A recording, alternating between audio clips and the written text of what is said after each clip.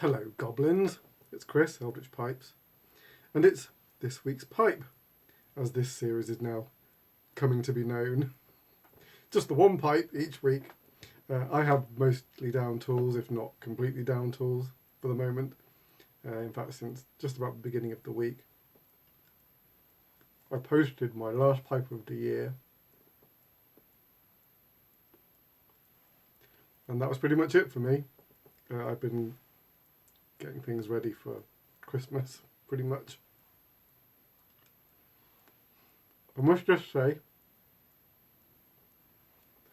another thank you. I gave a thank you once on an episode of Listen with Eldritch, but not all you guys listen to that, so I've got to do it here. A big thanks to Charles Chiapetti. I'm smoking HH Rustica that he very kindly gifted me, and man, it's good stuff.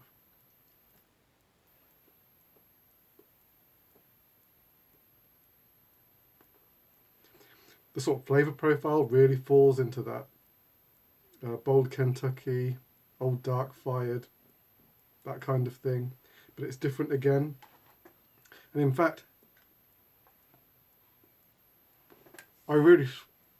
each time I smoke this, I swear it's like an oriental hit and then like a dark fired sort of supporting it all, which strikes me as a really unique pairing. But I don't think there actually is any orientals in here. I think it's a Virginia, and well, it is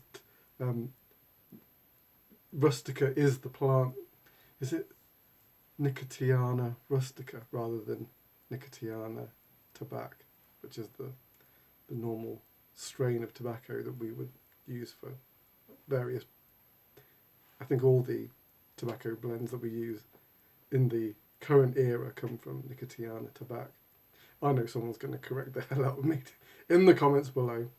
But so this is not a tobacco that you would normally ever get hold of. It's like I don't know how it is most commonly used today, but I think it's nearly almost a wild plant.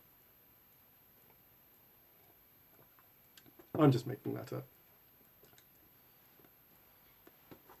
But anyway, there was something else I wanted to show you.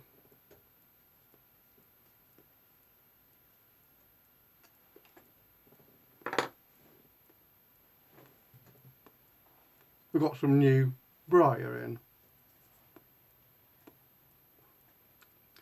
Look at that.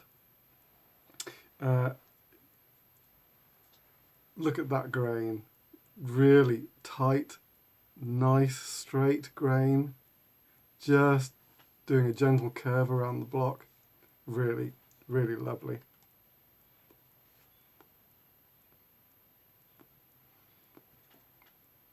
Can't tell if it's quite on axis there.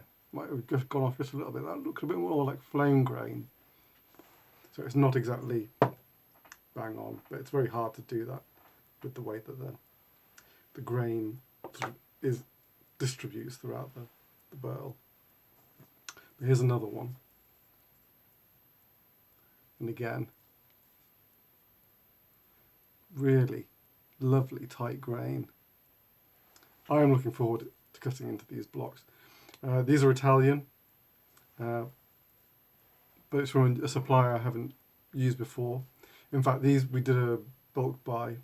Aidan actually organised the whole thing, bless him. My normal briar comes from Mano, and I have a load of blocks, but they were getting some from SRL, and I was intrigued to try. So, who knows? Looking forward to see what comes of those. Super interesting. All right. So, for the final pipe of the year, if you watched last week, you'll remember, hopefully, that it was a reanimated Viking horn. That is one of the my alchemist range, which is briar bonded with resin. And my other half convinced me to do another one for the final pipe as a kind of producer showstopper. And I think I might have. You never know what you're going to get, even when you're cutting it up into little bits to try and find out which is going to be the best piece, and you kind of get that luxury with doing these resin bonded bits, but you still can never tell until you're finally shaping what the condition of the briar is going to be, whether you're going to get a smooth or a sandblast or even a rustication. Let's take a look.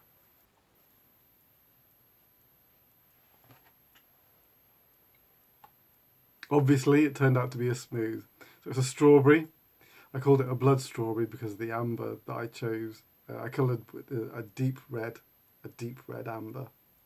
That is very nice. But look at the grain. Really nice, tight grain. Pretty darn straight as well. Just arcing over the bowl. Very happy with that. And it's just a great smooth. I didn't know it was going to be smooth almost until the last moments of shaping, and it's like, wow, you've got it. It doesn't happen very often. Straight grain on the front of the bowl as well. And there we've got, just as well on the opposite side, straight grain fanning over the bowl. On the back is where the resin bonds to the briar.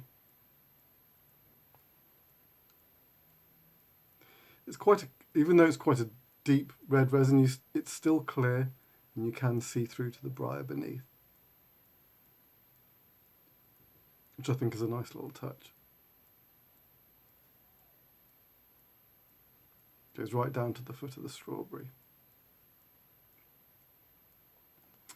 So the way that I create these is the stummel is created from part of the briar becomes the bowl, another part becomes the shank end, another part becomes the end of the stem, and then it's resin for the rest of the pipe. The break is about halfway through. When I do these, try to make the join as invisible as possible.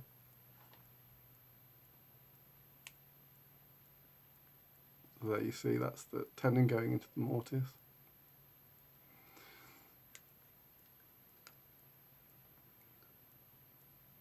Like I say, the more invisible you can make it, the more pleasing it is. So there you go. A natural, smooth alchemist's blood strawberry. That's a mouthful. It is not available. It was snapped up. I thought it might be available when I did this video, but that was when I was imagining doing the video. I thought it would be available, but no, it went after I put it up on Instagram. So there you have it. That's the last pipe of 2021. If I see you next, it should be those of you who are with me for the Listen with Eldritch. We're now on episode 36 of the Magnus Archives.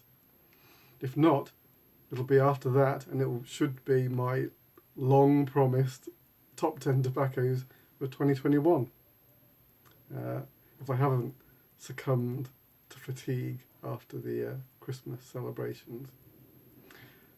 I hope everybody has a great Christmas with friends, family, whoever it is they get to share it with. But until next time, take it very easy. Good loyal pipe maker.